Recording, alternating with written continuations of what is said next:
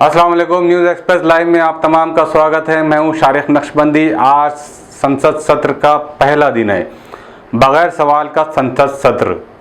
Parliament का monsoon session आज से शुरू हो चुका है। कोरोना वायरस के दौर का ये पहला संसद सत्र है जो कोविड-19 के सबब पार्लियामेंट सेशन को कई पाबंदियों के सामने के साथ शुरू हो रहा है।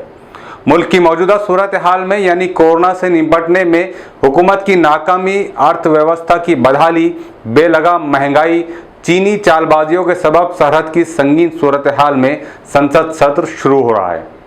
अगर ये कोरोना काल ना होता तो पार्लियामेंट का मानसून सेशन हुक्मरान जमात भारतीय जनता पार्टी के लिए किसी चैलेंज से कम नहीं होता। अपोजिशन के पास हुकूमत को घेरने के लिए इश्यूज़ की कोई कमी नहीं है और ये तमाम इश्यूज़ आम आदमी से मुताल्लिक़ है। कोरोना का निशाना आम आदमी बन रहा है। कमज़ोर और बदहाल मईशत यानी अर्थव्यवस्था से आम आदमी जूझ रहा है, बुरी तरह मुतासर हो रहा है। महंगाई की मार भी आम आदमी ही झेलने पर मजबूर है। भाजपा हुकूमत की गलत नीयत और नीतियों का नतीजा है कि महंगाई और बढ़ती बेरोजगारी आम भारतीय को आत्महत्या जैसे इंतहाई कदम उठाने पर मजबूर कर रही है।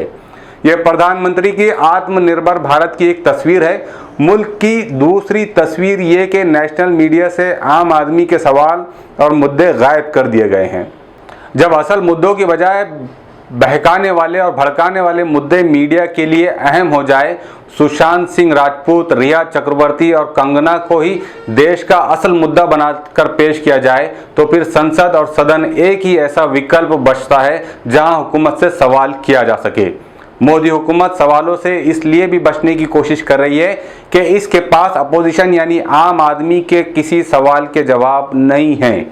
गिरती हुई जीडीपी, रियासतों को जीएसटी रकम की अदायगी की बात हो या फिर बेकाबू महामारी, महंगाई और बेरोजगारी हो, साथ ही पीएम केयर फंड में मुबैना घपले घोटाले का मामला हो, इस पर देश और जनता को जवाब चाहिए। सत्ता पक्ष भाजपा ने कोरोना के बहाने संसद सत्र से प्रश्नकाल ही खत्म कर दिया। ये पहला मौका नहीं है जब पार्लियामेंट सेशन बगैर सवाल के हो रहा है। इससे कबल 1962 में हिंद चीन जंग और इमरजेंसी के दौरान संसद सत्र भी वक्फे सवालात यानी क्वेश्चन आवर के बगैर ही खत्म कर दिया गया था। मानसून सेशन में भाजपा हुकूमत 47 बिल और 11 ऑर्डिनेंस पेश करेंगी। अपोजिशन कांग्रेस ने साफ तौर पर कहा है कि वो ज़राअत से मुतालिक यानी एग्रीकल्चर से मुतालिक 3 और बैंकिंग से मुतालिक 1 ऑर्डिनेंस की सख्त मुखालिफत करेंगी, विरोध करेंगी और इससे मंजूर नहीं होने दिया जाएगा। कांग्रेस के अलावा दीगर अपोजिशन पार्टियां हुकूमत की मनमानी और गलत फैसलों के खिलाफ एहतजाज ना कर सके, इसलिए कोरोना उसूलों के तहत किसी भी अपोजिशन पार्टी या एमपी को मुखालिफत व एहतजाज करने की इजाज़त नहीं है। इसमें कोई शक नहीं कि ये महामारी का वक्त है, लेकिन महामारी के बहाने अपोजिशन और आम आदमी की आवाज़ बंद करना, देश और जनता के जायज़ मुतालिबात को नज़रअंदाज करना, ये लोकतंत्र की हत्या जैसा ही है। हुकूमत ये बताए कि लंबे लॉकडाउन के बावजूद कोरोना बेकाबू क्यों हो गया। हुकूमत को पता था कि लॉकडाउन की वजह से अर्थव्यवस्था चरमरा जाएगी, बहुत ज़्यादा नुकसान होगा, तो इस नुकसान से बचने के लिए कौन से ठोस इक़दाम किए गए। महंगाई और बेरोजगारी पर कंट्रोल करने के लिए हुकूमत क्या कर रही है।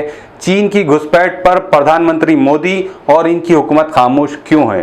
कोरोना के नाम पर बनाए गए पीएम केयर फंड में कितनी रकम जमा हुई और इसे कैसे खर्च किया गया।